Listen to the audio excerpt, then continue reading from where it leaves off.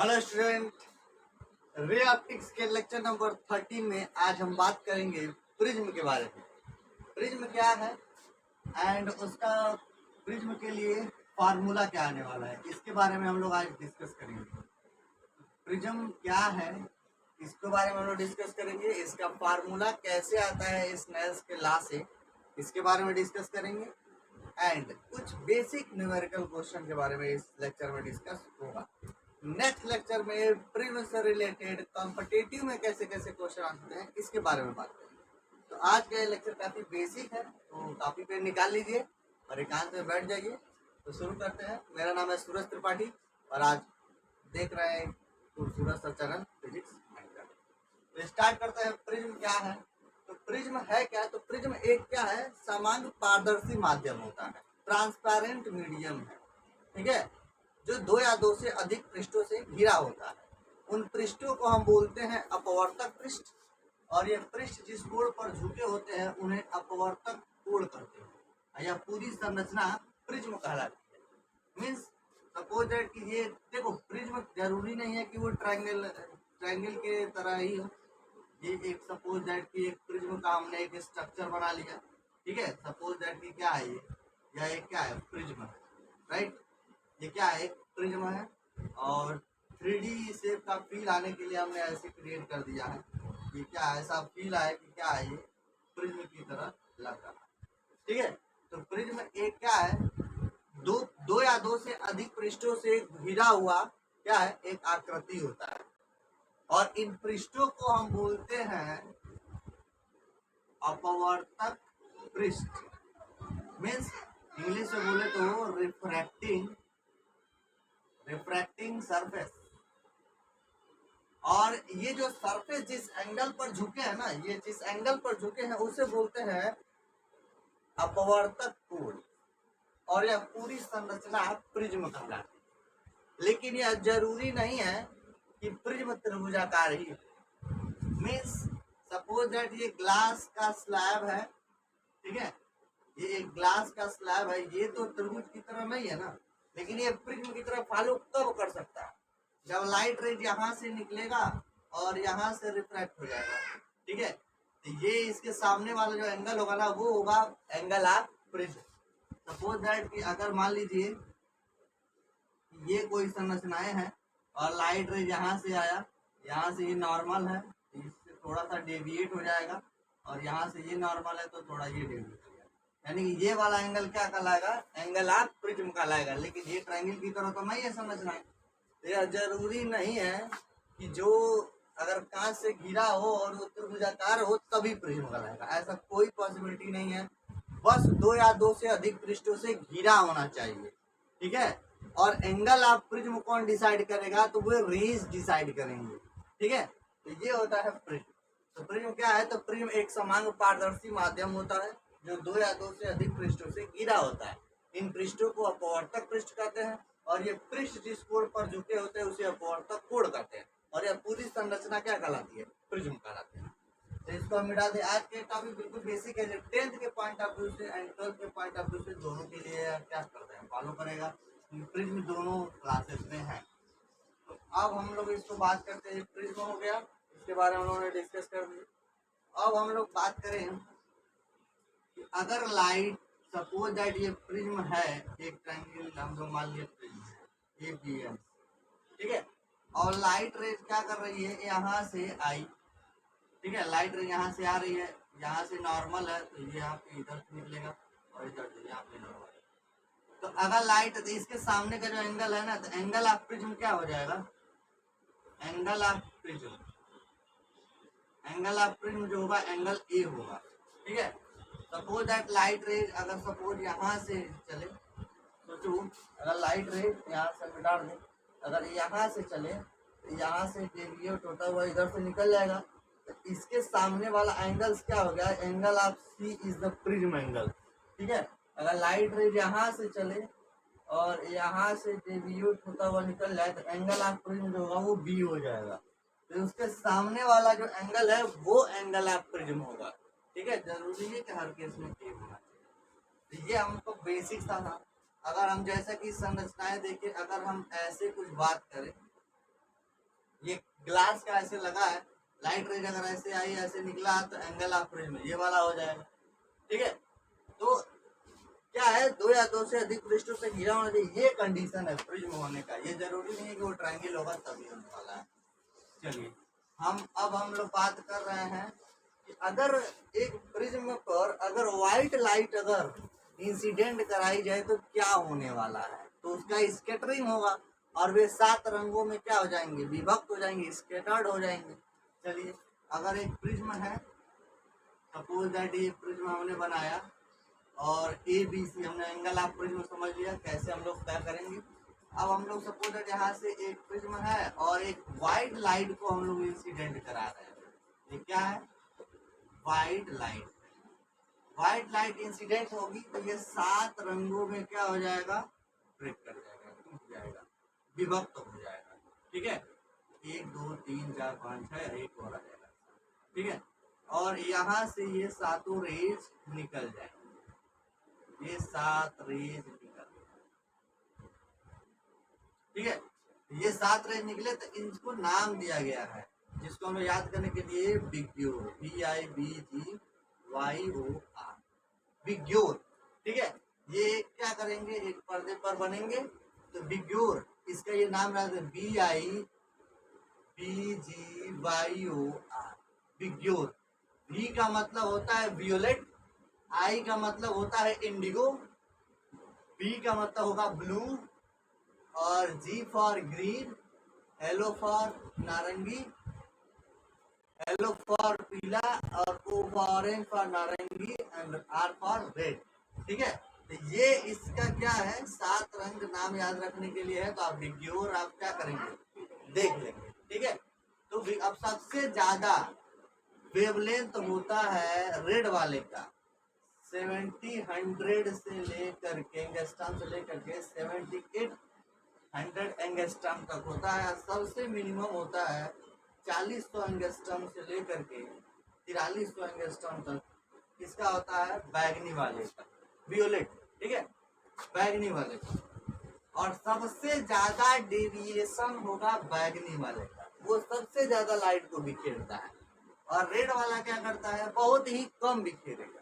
ठीक है, यह क्या करता है, अपने लाइट को क्या करता है, एब्जॉर्ब करके रखता है। और रेड वाला क्या करता है, एब्जॉर्ब करता है, और वियोलेट वाला बैगनी वाला क्या करता है, वो बिखेर देता है। ठीक है, इनकी वेवलेंथ के अकॉर्डिंग। तो अब हम लोगों ने ये पढ़ लिया कि अगर सोचो व्हाइट लाइट न होकर के अगर मोनोक्रोमेटिक लाइट अगर इंसिडेंट कराई जाए, मोनोक्रोमेटिक मीन्स क्या होता है, एक वर्णी प्रकाश, मतलब एक रंग का प्रकाश।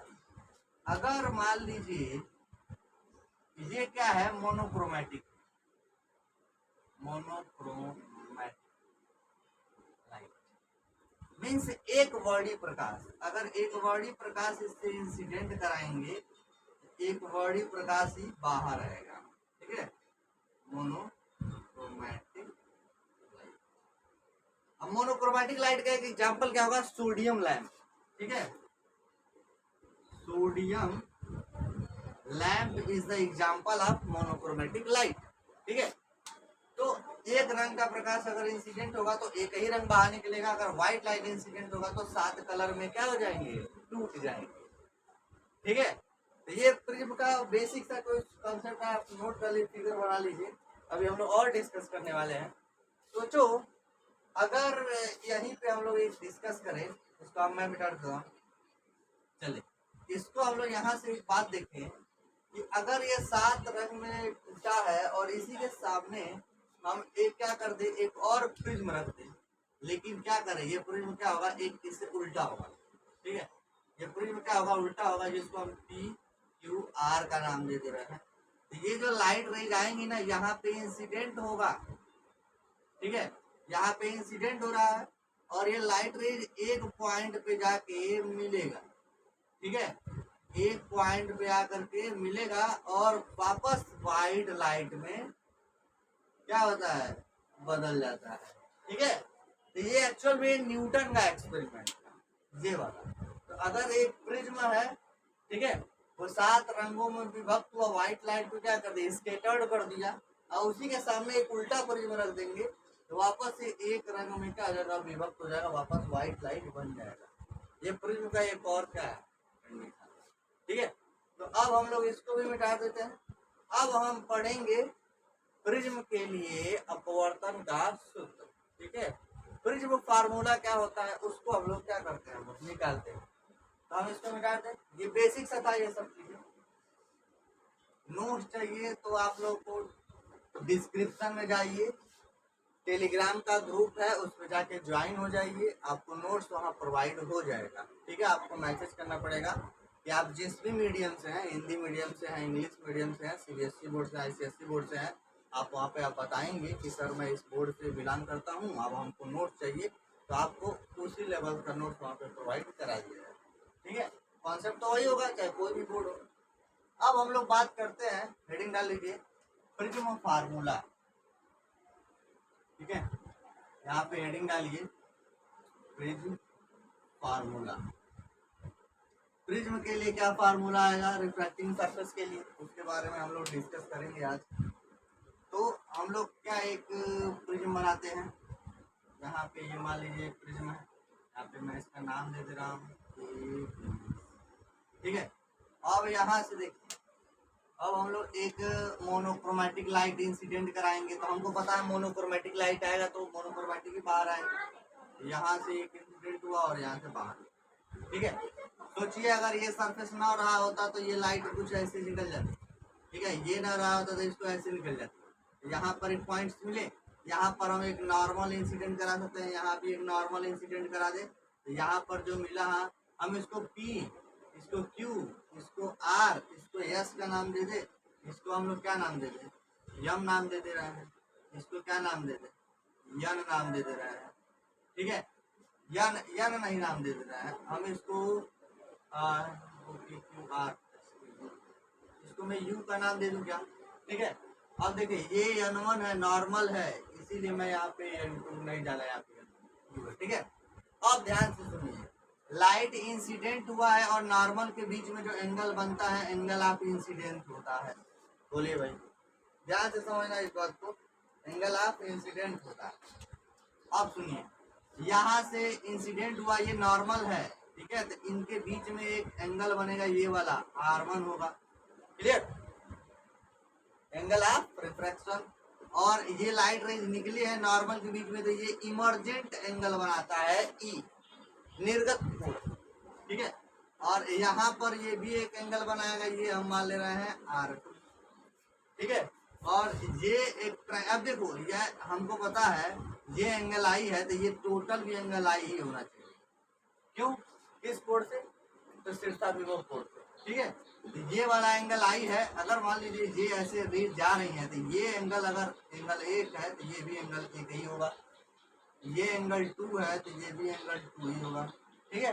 तो इस हिसाब से हमने कहा कि ये टोटल आई है, तो ये भी टोटल आई ही होगा, तो आई में से R1 घटाएंगे तो ये वाला मिल जाएगा, ये वाला, ठीक है। तो ये वाला क्या होगा, I माइनस R1 होगा, ठीक है। जगह बड़ा कम है, आप बड़ा बनाइएगा, ठीक है। अब मेरे पास डिजिटल बोर्ड नहीं है तो मैं इसको बड़ा कर देगा, ठीक है। चैनल को सपोर्ट करिए, बढ़ाइए, बोर्ड दिया है। चलिए E यहाँ पे है, तो सिमिलर ऐसे भी हम लोग यहाँ भी कर सकते हैं, E माइनस R2, ये हो जाएगा ये वाला एंगल। अब ध्यान से सुनिए, यहाँ पे ये वाला जो एंगल है, ये वाला इसको हम लोग बोलेंगे डेल्टा, इसको बोलेंगे एक्सटर्नल एंगल, मतलब बहिष्कोण, ये वाला है, ठीक है। तो यहाँ तक आपको समझ में आया होगा। अब हम लोग एक बात करते हैं कि एक रेक्टेंगल देखा जाए, रेक्टेंगल AQMR, एक रेक्टेंगल में AQMR, तो कहाँ है फिगर में देखिए जाए, AQMR, ये रेक्टेंगल दिख रहा है आपको, ठीक है। तो ये रेक्टेंगल दिख रहा है, तो ये नॉर्मल है, इस वाले सरफेस पे नॉर्मल है, तो ये 90 डिग्री बनाएगा ना, यानी कि कौन कौन एंगल 90, AQM ये 90 है, और ARM ये भी क्या है, 90 है, यानी कि ये 90 यानी 180, अगर ये 180 है तो इनके सामने वाले कोण यानी एंगल ए एंड एंगल यम, इन दोनों कोणों का योग भी क्या हो जाएगा 180 होगा। एंगल ए एंड एंगल यम इज इक्वल टू 180। ये इक्वेशन नंबर फर्स्ट, ठीक है। ये इक्वेशन नंबर हमने क्या कर दिया, फर्स्ट कर दिया, क्लियर। अब एक बात करिए, यहाँ पे हम लोग वापस बात करें इन ट्रायंगल QMR, ये वाली ट्रायंगल में बात करें तो in triangle QMR, clear. QMR में ये एक एंगल हम लोग R1 मान ले रहे हैं, एक R2 और एक एंगल यम, यानी कि R1 plus R2 plus Yama is equal to 180, क्योंकि त्रिभुज के तीनों कोणों का योग कितना होना चाहिए 180 अंश होना चाहिए। वो कंडीशंस निकाल लिया। अब देखिए यम की वैल्यू यहाँ से निकाल के यहीं रख दिया है 180 की जगह पे। इक्वेशन नंबर 2 में 180 की जगह पे हम लोग क्या रखते हैं ए प्लस यम, यानी R1 plus R2 plus Yama is equal to a plus m. M से यम कैंसिल, तो R1 plus R2 is equal to क्या हो जाएगा ए, इक्वेशन नंबर 3। ये एक और इक्वेशन आ गया, क्लियर। अब ध्यान से सुनिए, इन ट्रायंगल UQR में जो डेल्टा है वो क्या है बहिष्ठ कोण है, एक्सटीरियर एंगल है, ठीक है। हम लोग लिखेंगे इन ट्रायंगल QUR, ठीक है, डेल्टा इज एक्सटीरियर एंगल, ठीक है, मीन्स बहिष्ठ कोण है, बहिष्ठ कोण है, ठीक है। ये इस ट्रायंगल में क्या है QUR में डेल्टा क्या है बहिष्ठ कोण है। अब बहिष्ठ कोण क्या होता है, दो अंतःकोणों के योग के बराबर होता है। ये जो डेल्टा है वो किसके बराबर आएगा I माइनस R1 और प्लस E माइनस R2, इसके बराबर आएगा। अब हम लोग क्या कर दे I प्लस E एक पास कर दे, माइनस R1 माइनस यानी माइनस कॉमन लेके R1 प्लस R2 कर सकते हैं, ये डेल्टा हो गया। ये इक्वेशन नंबर क्या हो गया 4, ठीक है। अब हम लोग क्या करें, इक्वेशन थर्ड से R1 प्लस R2 की जगह पे क्या रख सकते हैं ए रख सकते हैं। तो हम लोग वापस यहाँ ऊपर आ जाए, जगह थोड़ा कम है, क्या लिख दे from equation 3 R1 plus R2 equal to a, putting this value in equation 4 we get क्या मिलेगा हमें, तो होगा डेल इज इक्वल टू हो जाएगा I प्लस ई माइनस ए। ये इक्वेशन नंबर हो गया 5, ठीक है। इक्वेशन नंबर क्या हो गया 5। अब हम लोग को एक ग्राफ बनाना है कि जब डेविएशन बहुत मिनिमम हो, बहुत अल्प हो, अल्पतम विचलन कोण की स्थिति में एक ग्राफ बनेगा जो I है वो E को ही डिनोट्स करेगा, R1 R2 आपस में बराबर हो जाएगा, ठीक है, और ये जो डेल है वो डेल एम को डिनोट्स करेगा। तो उस ग्राफ को हम देखते हैं, तब तक आप इसको नोट कर सकते हैं, ठीक है। तो हम लोग लिखेंगे अल्पतम विचलन की स्थिति में, हम लिखेंगे अल्पतम विचलन की स्थिति में, अगर इंग्लिश में लिखेंगे तो for minimum deviation, for minimum deviation में I की वैल्यू E के बराबर होगा, R1 जो है R2 के बराबर वो R लिखेंगे, और जो डेल है वो डेल एम को डिनोट करेगा, ठीक है। ये सब डिनोट्स करना है, ये अल्पतम विचलन की स्थिति में हम लोग बात करें, क्लियर। अब हम इसको थोड़ा हम मिटा देते हैं, कुछ जरूरत पड़ेगा हमको उसकी वैल्यू हम लोग नोट करेंगे। जैसे कि हम लोग को जरूरत पड़ सकता है कि R1 प्लस R2 की जगह पे क्या है ए रखना है, ये इक्वेशन नंबर 3 में है, तो हम कहीं ऊपर ही लिख लेते हैं, हमको जरूरत पड़ेगा क्योंकि मैं मिटाने वाला हूँ। तो R1 प्लस R2 की जगह पे ए, यही इक्वेशन नंबर 3 है, और इसकी जरूरत पड़ेगा, तो हम इसको मिटा देते हैं। इसको हम मिटा दें, हम देखें क्या होता है। चलो इसको हम मिटा दें। ये लेक्चर्स बड़े हो सकते हैं, घबराना नहीं है, ठीक है। चलिए इसको मिटा देते हैं। अब हम लोग क्या करेंगे, एक हम लोग क्या करेंगे ग्राफ बनाते हैं, ठीक है।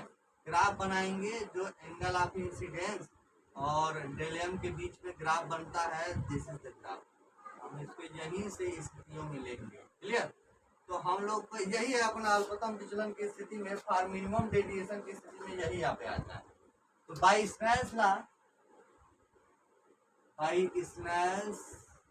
Law sine i by sine r is equal to n, ये कांस्टेंट है, यही होता है स्नेल्स लॉ। और हम लोगों को क्या करना है, यहीं से हम लोग को रखना है आई और ई का मान। तो हम लोग अगर ये आपस में बराबर है तो फ्रॉम इक्वेशन थर्ड, तो r plus r is equal to a, तो 2r is equal to a, तो r is equal to a by 2, यानी r की वैल्यू निकला, r की वैल्यू यहीं पे लाकर रख देंगे। i की वैल्यू भी निकालना है फ्रॉम इक्वेशन 5, जो ये डेल है, ये जो डेल है वो किसको डिनोट करेगा, डेल एम को, ठीक है। तो del m is equal to i plus i, क्योंकि ये आपस में बराबर है, माइनस ए, यानी कि 2i minus a is equal to del m, और ए इधर आएगा तो a plus del m is equal to 2i, i is equal to a plus del m by 2। I का मान भी निकल गया और आर का मान भी निकल गया। अब बाई स्नेल्स लॉ का यूज कर देते हैं, अब इसको हम मिटा देते हैं, कोई जरूरत नहीं है अब इसका, आप लोग नोट कर लीजिएगा वीडियो को रोक रोक करके, इसको मिटा दें, ठीक है। अब हम इसको मिटा दें। अब देखो बाई स्नेल्स लॉ,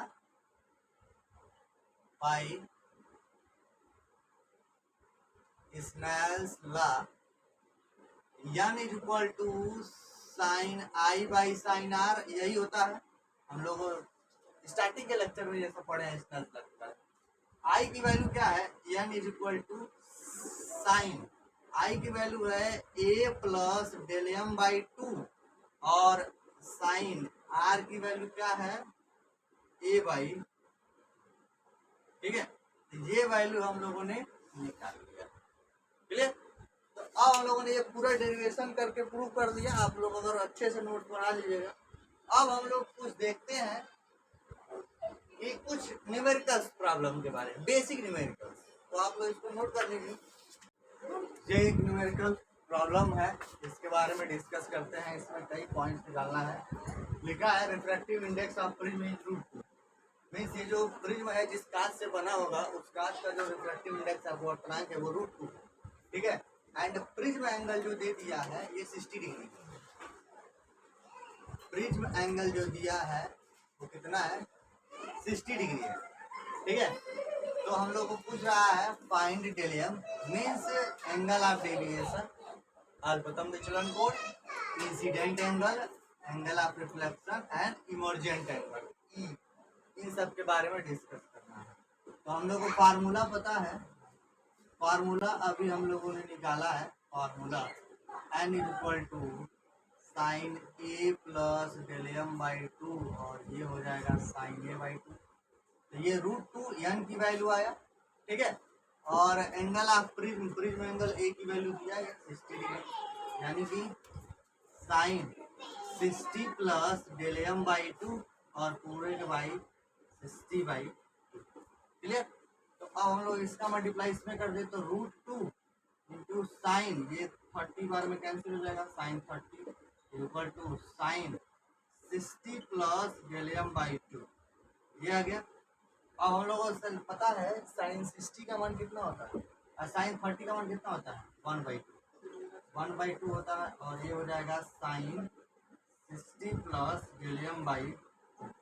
हमको पता है ये रूट से रूट 2 बार में कैंसिल हो जाएगा, ये √2 बार में कैंसिल होगा, और ये पता है sine 60 plus del m by 2। अब ये कैसे सॉल्व होगा, तो 1/2 हम लोग ये चेक करेंगे कि साइन में 1/√2 किसकी वैल्यू होती है, तो हम लोग को पता होता है ना साइन 45 डिग्री, तो साइन 45 डिग्री की वैल्यू कितनी होती है, साइन 45, ये हो जाएगा sine 60 plus del m by 2, तो साइन से साइन रिप्लेस हो जाएगा, हम लोग काटते नहीं है, पहले ध्यान देना, बस रिप्लेस कर देते हैं।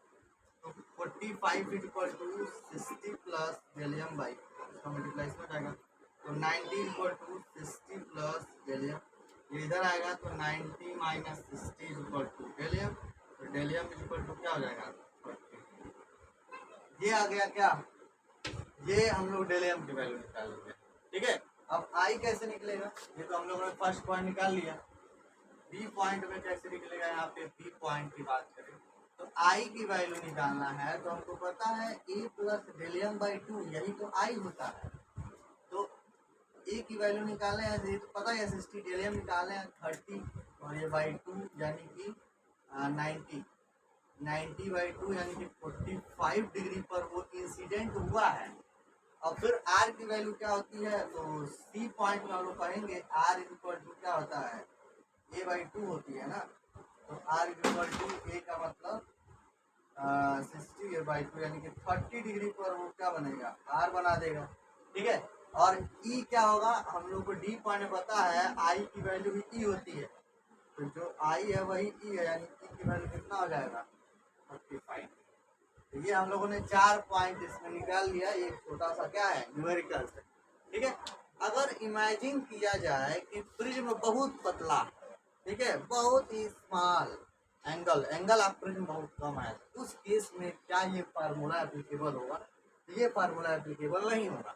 तो उसके लिए क्या होगा, जब एंगल बहुत छोटे हैं तो for small angle of prism, इसको हम मिटा देते हैं, चलिए इसको मिटा देते हैं।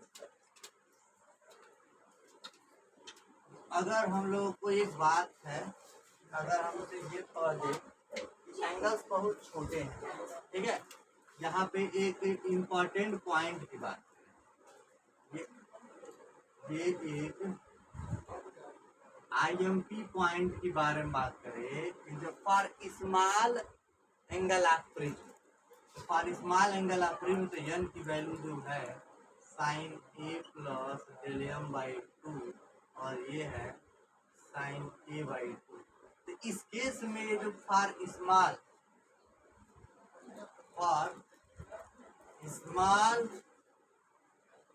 Angle of prism means prism का जो एंगल है वही बहुत स्मॉल है, तो डेविएशन और स्मॉल होगा, इंसिडेंट रे और स्मॉल होगा। तो स्मॉल के लिए sine A plus del m by जो 2 है वो nearly equal to a plus del m by 2 को डिनोट करेगा, और ये जो साइन ए बाई 2 है ये भी ए बाई 2 को डिनोट करेगा। तो ए बाई 2 को डिनोट करेगा, तो हम यहाँ पे देखते हैं तो एन की वैल्यू हो जाएगी ए प्लस डेलियम बाई 2 और पूरे को बट्टे ए बाई 2, 2 से 2 कैंसिल, तो ए प्लस डेलियम बाई ए, ये है ना यन क्या हो रहा है यहाँ पे n into a equal to a plus del m, ये इधर आएगा n into a minus a equal to del m, a common ले लिया जाए तो डेलियम इक्वल टू हो जाएगा एन माइनस 1 इंटू ए। ठीक है, ये आएगा अपना क्या जाएगा angle of deviation, refractive index and angle of prism में रिलेशन। जब एंगल ऑफ डेविएशन बहुत कम रहेगा मीन्स एंगल ऑफ प्रिज्म बहुत कम रहेगा, इस केस में ये आएगा। क्लियर, तो इससे रिलेटेड कुछ अच्छे से न्यूमेरिकल तो हम लोग लेक्चर नंबर 14 में उसको पढ़ेंगे। क्लियर, तो ये लेक्चर काफ़ी इंपॉर्टेंट था और हम लोग जो भी डिस्कशन होगा तो आप लोग क्या करिएगा पढ़ लीजिएगा। तब तक के लिए बाय बाय।